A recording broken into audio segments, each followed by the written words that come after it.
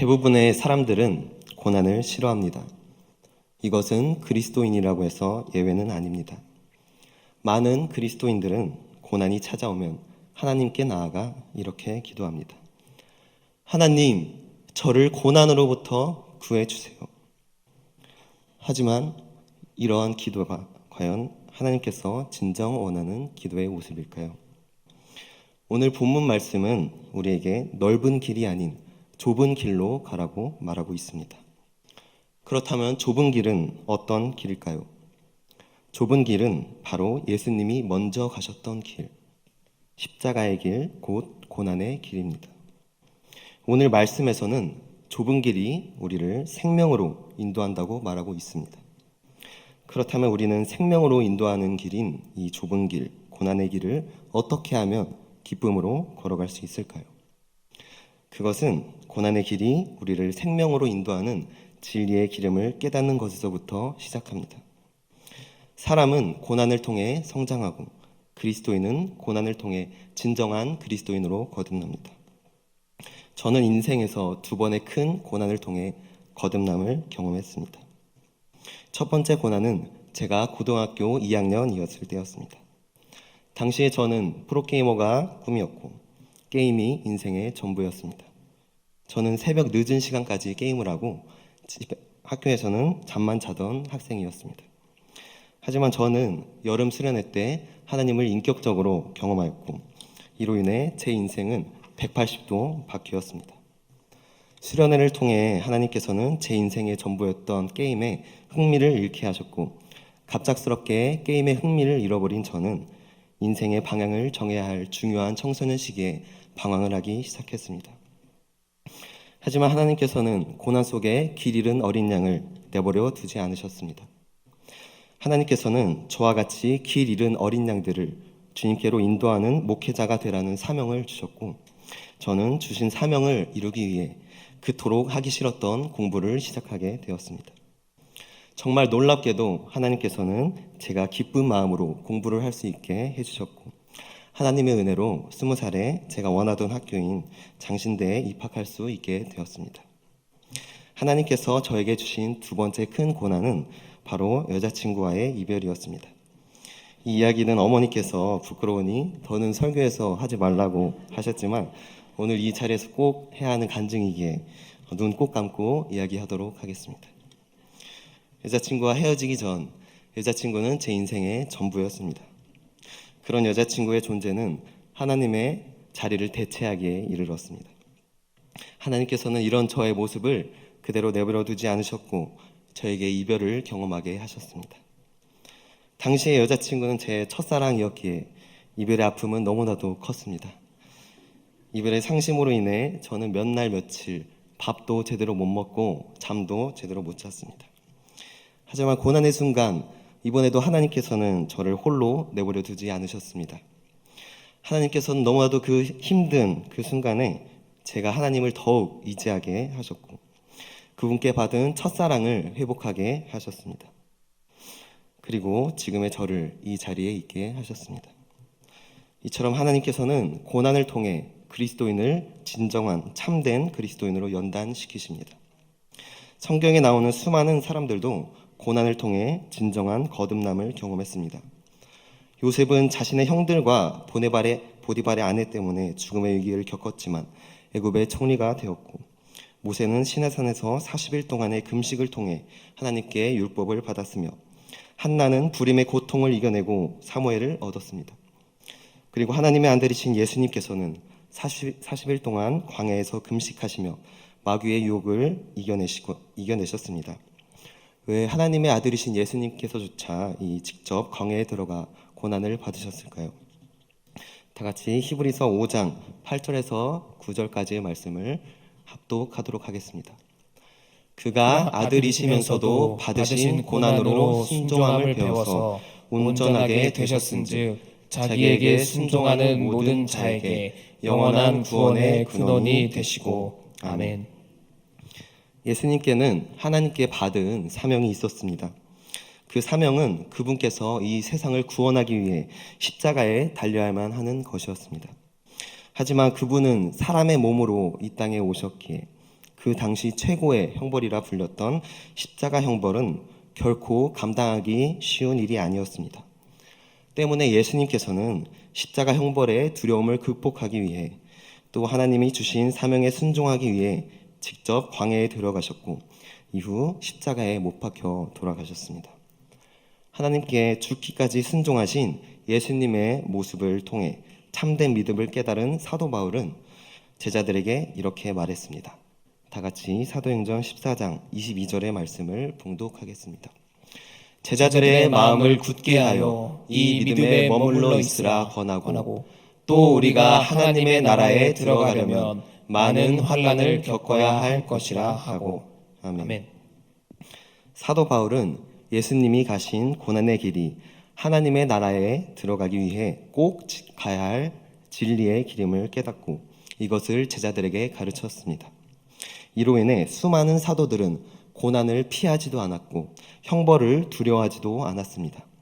다 같이 사도행전 5장 40절에서 42절까지의 말씀을 봉독하겠습니다. 그들이 옳게 여겨 사도들을 불러들여 채찍질하며 예수의 이름으로 말하는 것을 금하고 놓으니 사도들은 그 이름을 위하여 능욕받는 일에 합당한 자로 여기심을 기뻐하면서 공회 앞을 떠나니라. 그들이 날마다 성전에 있든지 집에 있든지 예수는 그리스도라고 가르치기와 전도하기를 그치지 아니하니라. 아멘. 사도들은 복음을 전하다 공회에 붙잡혀 채찍질을 당하고 난 후 기뻐하면서 공회를 떠났습니다. 그들은 박해에도 굴복하지 않고 계속해서 그리스도를 선포했고 그리스도로 인하여 고난받는 것을 기뻐했습니다. 이처럼 고난의 길이 자신을 생명으로 인도하는 진리의 기름을 깨달은 자는 고난을 두려워하지 않고 고난 가운데 기뻐할 수 있습니다. 두 번째로 사랑은 고난의 두려움을 물리칩니다. 다 같이 요한일서 4장 18절의 말씀을 봉독하겠습니다.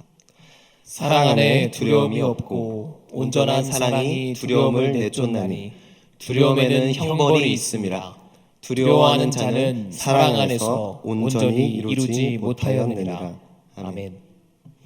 우리가 하나님을 진정으로 사랑하게 되면 우리는 고난의 두려움을 물리칠 수 있습니다. 예수님께서는 왜 베드로에게 내가 나를 사랑하느냐라고 3번씩이나 물어보셨을까요? 그 이유는 바로 베드로가 예수님을 진정으로 사랑하지 않았기 때문이었습니다. 그 당시 베드로의 마음 상태는 돌밭에 뿌려진 씨와 같았습니다. 다 같이 마태복음 13장 20절에서 21절까지의 말씀을 읽겠습니다. 돌밭에 뿌려졌다는 것은 말씀을 듣고 즉시 기쁨으로 받되 그 속에 뿌리가 없어 잠시 견디다가 말씀으로 말미암아 환난이나 박해가 일어날 때에는 곧 넘어지는 자요. 아멘. 우리는 고난과 박해에 처할 때 우리가 진정 그분을 사랑하는지를 알 수 있습니다. 베드로는 예수님을 전심으로 사랑하지 못했기에 예수님이 잡혀가실 때 그분을 모른다고 3번씩이나 부인했습니다. 이처럼 연약했던 베드로였지만 성령을 받고 나서 그는 예수님을 전심으로 사랑할 수 있게 되었고 진정한 사도로 거듭날 수 있었습니다. 우리는 사도행전 12장 말씀에서 베드로의 거듭난 모습을 볼 수 있습니다. 다 같이 사도행전 12장 1절에서 3절 그리고 6절에서 7절까지의 말씀을 봉독하도록 하겠습니다. 그때 헤롯 왕이 손을 들어 교회 중에서 몇 사람을 해하려 하여 요한의 형제 야고보를 칼로 죽이니 유대인들이 이 일을 기뻐하는 것을 보고 베드로도 잡으려 할세 때는 무교절 기간이라. 헤롯이 잡아내려고 하는 그 전날 밤에 베드로가 두 군인 틈에서 두 쇠사슬에 매어 누워 자는데 파수꾼들이 문 밖에서 옥을 지키더니 호련히 주의 사자가 나타나매 옥중에 광채가 빛나며 또 베드로의 옆구리를 쳐 깨워 이르되 급히 일어나라 하니 쇠사슬이 그 손에서 벗어지더라. 아멘. 요한의 형제 야고보가 헤롯에 의해 죽임을 당하고 그 다음 희생자로 지목되어 감옥에 갇힌 베드로는 어쩌면 이 세상에서의 마지막 밤이 될지도 모르는 그 순간에 자신의 운명을 하나님께 맡겨드리고 아무 일 없는 듯이 달콤한 잠에 빠졌습니다. 고난 속에서 두려워하지 않는 베드로에게는 어떤 일이 일어났나요? 그는 천사의 도움을 받아 감옥에서 탈출할 수 있었습니다. 베드로는 그 누구보다 하나님을 사랑하고 그분을 신뢰했기에 고난 속에서 평정심을 잃지 않았고 끝내 하나님의 구원을 경험했습니다. 이처럼 우리는 누군가를 사랑하게 되면 고난을 두려워하지 않고 기꺼이 자신을 희생할 수 있습니다. 우는 어린 아기를 위해 아기 옆에서 밤잠을 설치는 부모님의 모습 속에서 엄청난 해산의 고통을 겪었음에도 둘째 아이를 갖고자 하는 어머니의 모습 속에서 사랑하는 애인에게 선물을 주기 위해 돈을 아껴가며 먹고 싶은 것, 사고 싶은 것을 꾹 참는 모습 속에서 어려운 이웃을 위해 자신의 것을 기꺼이 내려놓는 모습 속에서 우리는 사랑의 위대함을 볼 수 있습니다. 예수님께서도 우리들을 너무나도 사랑하셨기에 그 끔찍한 십자가 형벌을 감내하실 수 있었습니다. 십자가는 그분에게 너무나도 끔찍한 형벌의 장소였지만 우리를 향한 그분의 사랑이 십자가를 가장 큰 고난의 순간에서 가장 큰 기쁨의 장소로 바꾸었습니다. 이처럼 사랑은 고난의 두려움을 물리치고 우리를 고난 가운데 기뻐하게 합니다. 세 번째로 우리는 고난 속에서 그분의 은혜를 기억함으로써 고난을 감사함으로 받을 수 있습니다. 때는 작년 여름 성경학교 보고 예배를 드리고 나서였습니다. 예배를 마치고 자전거를 타고 터미널을 가는데 갑작스럽게 자전거 뒷바퀴가 터지는 일이 발생했습니다.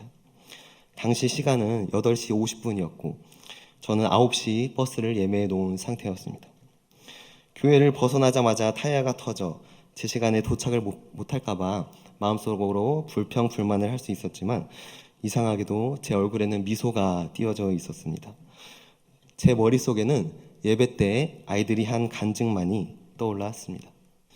저는 수련회 때 하나님께서 아이들을 만나 주셨다는 은혜가 너무나도 컸기에 하나님께 불평불만할 수 없었습니다. 저는 그 은혜에 감사하며 더욱 힘차게 페달을 밟았고 하나님께서는 제 시간 안에 버스를 타고 무사히 집에 갈 수 있게 해주셨습니다.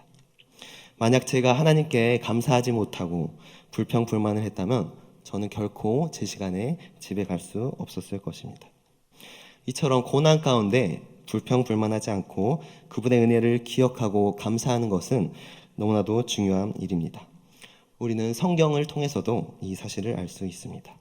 다 같이 민수기 14장 2절에서 3절 그리고 11절과 23절의 말씀을 봉독하겠습니다.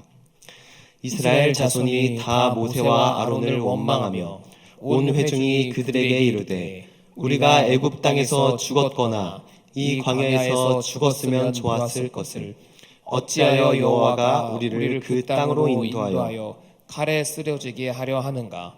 우리 처자가 사로잡히리니 애굽으로 돌아가는 것이 낫지 아니하랴. 여호와께서 모세에게 이르시되 이 백성이 어느 때까지 나를 멸시하겠느냐? 내가 그들 중에 많은 이적을 행하였으나 어느 때까지 나를 믿지 아니하겠느냐? 내가 그들의 조상에게 맹세한 땅을 결단코 보지 못할 것이요 또 나를 멸시하는 사람은 한 사람도 그것을 보지 못하리라. 아멘. 이스라엘 백성들은 가나안 땅에 들어가기 직전 가나안 땅에 사는 이들이 너무나도 크고 강해 보여 자신들은 결코 그들을 이길 수 없고 그 땅에 들어가지도 못할 것이라 생각하고 하나님을 원망했습니다. 그들은 두려움에 휩싸여 그동안 하나님께서 그들에게 만나와 메추라기로 먹이시고 낮에는 구름 기둥, 밤에는 불 기둥으로 그들을 보호해 주셨던 것들을 기억하지 못했고 하나님께 감사하지도 못했습니다. 이로 인해 그들은 광야에서 40년 동안이나 고생했지만 가나안 땅에 들어가지 못했고 결국 광야에서 죽게 되는 비극을 맞이합니다. 이처럼 우리가 고난 가운데 그분의 은혜를 기억하지 못한다면 우리는 결코 고난을 극복할 수 없을 것입니다. 하지만 우리가 고난 가운데 그분의 은혜를 기억한다면 우리는 감사함으로 고난을 감내할 수 있고 그분께서는 우리에게 고난을 감당할 수 있는 능력을 주실 것입니다. 마지막으로 우리는 고난 속에서 우리의 연약함을 아시고 우리와 함께 아파하시는 주님을 의지해야 합니다. 다 같이 마태복음 8장 16절에서 17절까지의 말씀을 봉독하도록 하겠습니다. 저물매 사람들이 귀신 들린 자를 많이 데리고 예수께 오거늘 예수께서 말씀으로 귀신들을 쫓아내시고 병든 자들을 다 고치시니 이는 선지자 이사야를 통하여 하신 말씀에 우리의 연약한 것을 친히 담당하시고 병을 짊어지셨도다 함을 이루려 하심이더라. 아멘. 예수님께서는 초자연적인 능력으로 병자들을 치유하지 않으셨습니다. 예수님께서는 사람들의 병과 연약함을 친히 짊어짐으로써 그들을 치유하셨고 십자가에서 그것을 모두 이루셨습니다. 예수님께서는 인간의 연약함을 치유하시기 위해 십자가에 매달렸습니다. 십자가에서 고통받은 그분만이 우리의 연약함을 아십니다. 십자가에서 피 흘리신 그분만이 우리의 아픔을 누구보다도 잘 아시고 우리와 함께 아파하십니다. 한 달 전에 치과에서 있었던 일입니다. 신경치료를 받기 전 마취를 6번이나 했음에도 불구하고 치료를 하는데 입안이 너무나도 아파왔습니다. 그리고 끝내 고통은 극에 달하게 이르렀습니다. 그때 저는 속으로 주님을 몇 번이나 외쳤는지 모릅니다. 고통의 순간 저는 그분의 십자가 고통을 깊이 묵상했습니다. 내가 이렇게나 아픈데 우리 주님은 얼마나 아프셨을까? 나는 왜 유독 이렇게 고통스러울 때 주님을 찾는 걸까? 평소에도 이렇게 주님을 찾고 그분을 묵상할 수는 없는 걸까? 라며 제 연약함을 한탄하기 시작했습니다.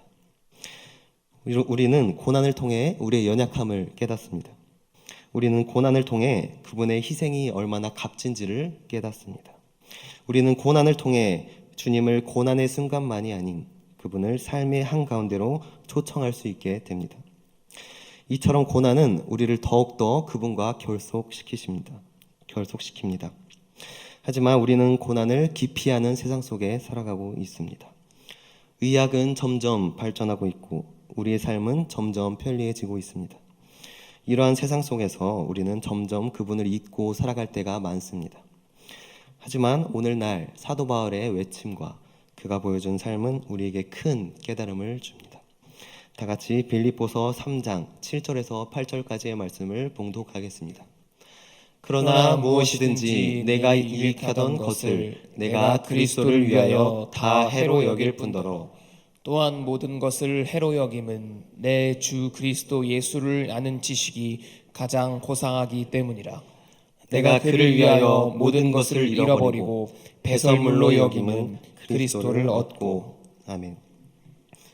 우리에게 주님보다 더 소중한 무언가가 있나요?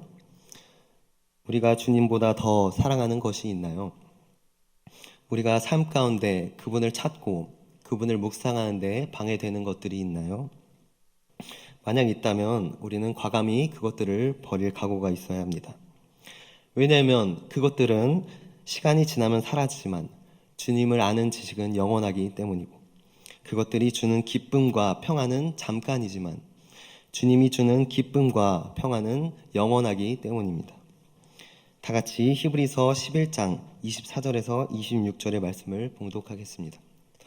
믿음으로 모세는 장성하여 바로의 공주의 아들이라 칭함받기를 거절하고 도리어 하나님의 백성과 함께 고난받기를 잠시 죄악의 낙을 누리는 것보다 더 좋아하고 그리스도에 위하여 받는 수모를 애굽의 모든 보화보다 더 큰 재물로 여겼으니 이는 상 주심을 바라봄이라. 아멘. 세상 사람들은 부와 명예가 이 세상의 최고의 가치라고 말합니다. 많은 이들은 이웃의 고통을 외면한 채 부와 명예를 위해 달려갑니다. 하지만 모세는 고통 가운데 신음하는 이스라엘 백성들을 외면할 수 없었습니다. 그는 스스로 왕자라는 신분을 버리고 궁에서 나와 백성들과 함께 고난받는 것을 즐거워했습니다. 그는 애굽의 모든 보화보다 하늘의 상 주심을 바라봤습니다.